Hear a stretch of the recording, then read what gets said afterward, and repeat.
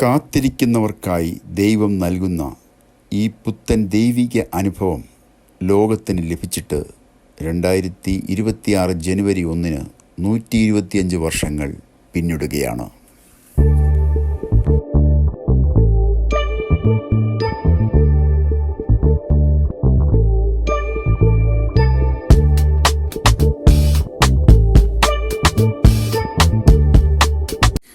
എല്ലാവർക്കും ഒരു പുതിയ വീഡിയോയിലേക്ക് സ്വാഗതം. ഒരു പുതിയ വർഷത്തിലേക്ക് നാം കടന്നു കഴിഞ്ഞു. യുദ്ധങ്ങളും യുദ്ധശ്രുതികളും കലാപങ്ങളും മതവെറിയും സാമ്പത്തിക അസ്ഥിരതയും തൊഴിലില്ലായ്മ കൊണ്ടും ഏറെ പ്രക്ഷുബ്ധമായ ലോകാന്തരീക്ഷം.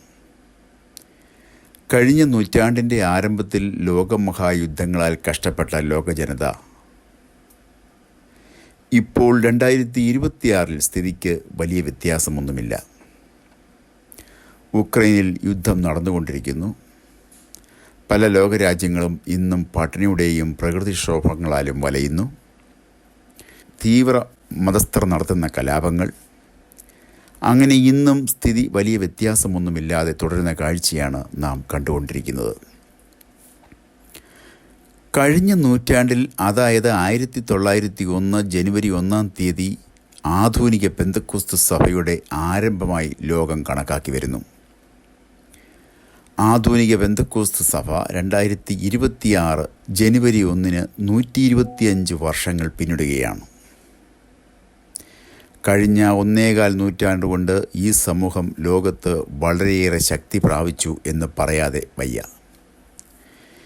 ഏഷ്യയിലും യൂറോപ്പിലും അമേരിക്കൻ ഐക്യനാടുകളിലുമൊക്കെ ഇന്ന് പെന്തക്കോസ്ത് സഭകൾ വളരെ ശക്തിയാർജിച്ചു കഴിഞ്ഞു.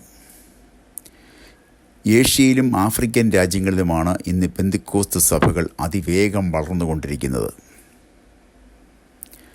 1901 ജനുവരി 1 അമേരിക്കയിലെ ടൊപ്പക്കായിലെ ചാൾസ് പെർഹാമിൻ്റെ ബെഥേൽ ബൈബിൾ കോളേജിലാണ് ആധുനിക പെന്തക്കോസ്ത് സഭയുടെ ആരംഭം എന്ന് കണക്കാക്കി വരുന്നത്.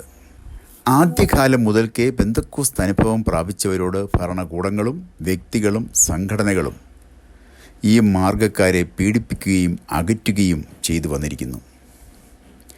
കഴിഞ്ഞ നൂറ്റാണ്ടിലും ഈ നൂറ്റാണ്ടിൻ്റെ ഈ നിമിഷം വരെയും പതിനായിരങ്ങൾ ലോകത്ത് പെന്തക്കോസ്ത് വിശ്വാസത്തിനു വേണ്ടി രക്തസാക്ഷികളാകേണ്ടി വന്നിട്ടുണ്ട്.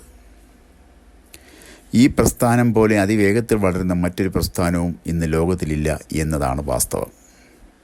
ഈ സഭക്കാരെ എതിർക്കുന്നവർ പറയുന്നത് പോലെ ആയുധമോ പണമോ മറ്റു വാഗ്ദാനങ്ങളോ നൽകിയല്ല ജനകോടികൾ ഈ മാർഗം സ്വീകരിച്ചു വരുന്നത്. പ്രത്യുത ഇതിൻ്റെ സംഘാടകനും നായകനും പണിക്കാരനും പരിശുദ്ധാത്മാവാണ് എന്നതാണ് കാരണം.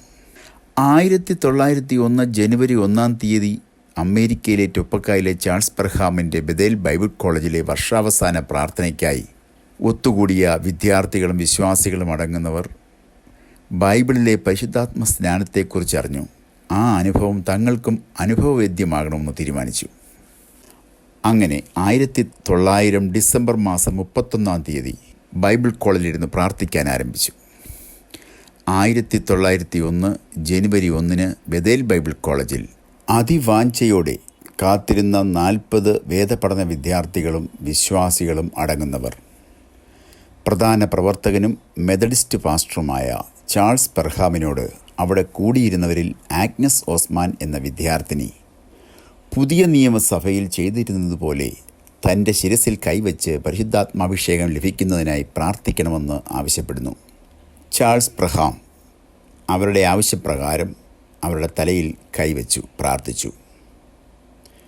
പെട്ടെന്ന് ആഗ്നസ് ദൈവിക ശക്തിയാൽ നിറയപ്പെടുകയും പരിശുദ്ധാത്മാഭിഷേകം പ്രാപിക്കുകയും ചെയ്തു.